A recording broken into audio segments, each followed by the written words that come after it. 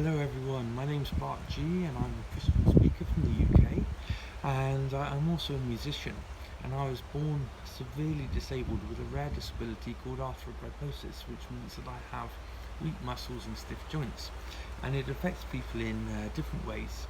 So for example, one person might be affected in just their hands.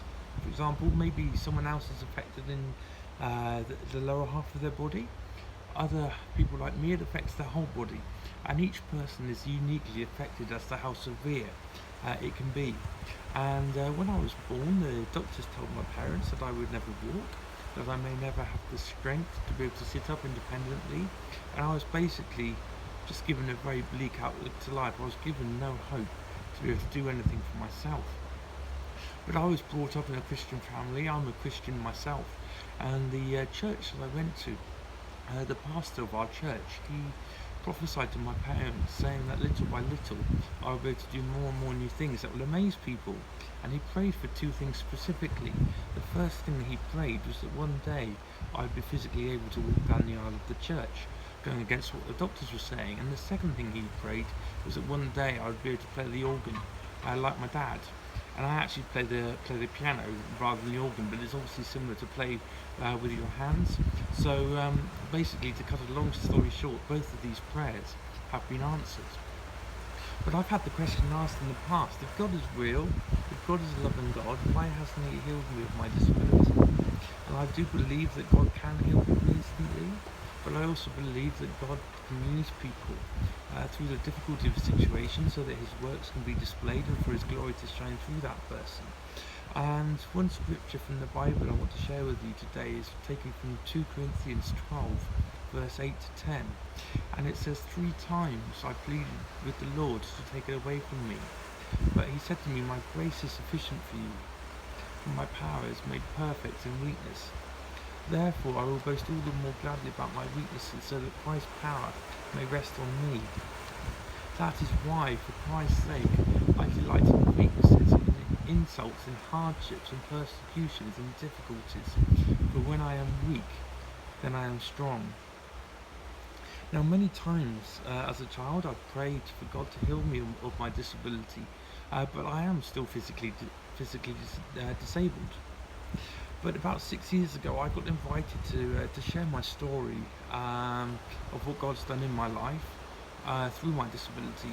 I got to share it at a school in Bristol in the UK, and I really wasn't used to talking in front of people at all at the time. And I was basically just invited to go and share my story and to play the piano for the children. And I went to the school expecting to be speaking in the classroom. But when I arrived, I found out it was going to be to the whole of year 9, and then the whole of year 8, and then to the whole of year 7, to a total of around 650 children. And bearing in mind I wasn't used to talking in front of people at all at the time, I thought, help! But I was quite amazed by the reaction that day, because I had children queuing up after each assembly, just asking questions and wanting to see me play the piano close up. But there were two things that stood out to me that day. There was a boy in year 8, and all he said quietly was, "Sir, I think you're amazing." And I didn't think too much of it until later that evening.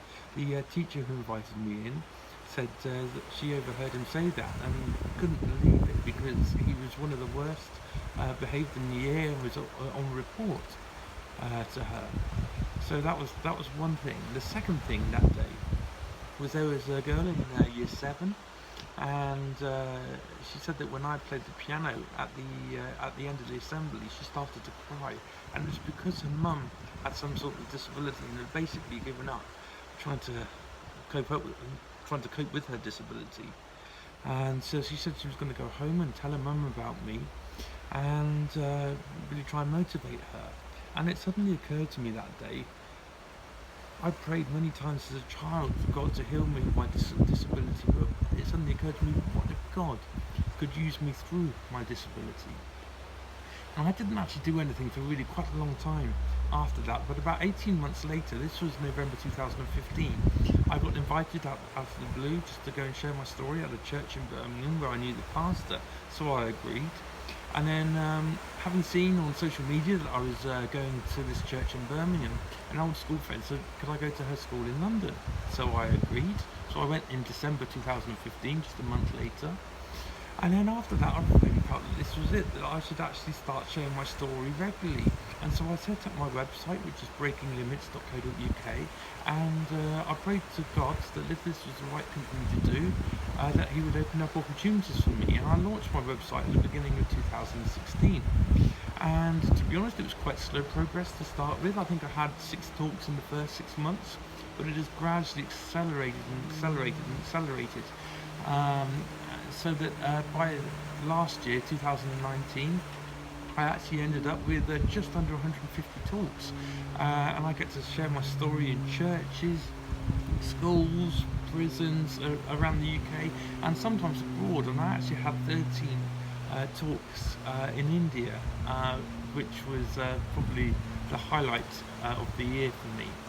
But I really think now to myself that I get all these opportunities to share my Christian faith in schools and prisons and also at churches.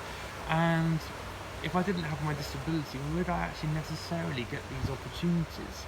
And I think to myself now, if God had healed me, would I actually be any happier as a person? And I don't think I would. So I want to encourage you now that sometimes God doesn't necessarily take away our problems. Sometimes He does, sometimes He doesn't. But what if God could use you through the difficulty of your situation? Thank you for listening.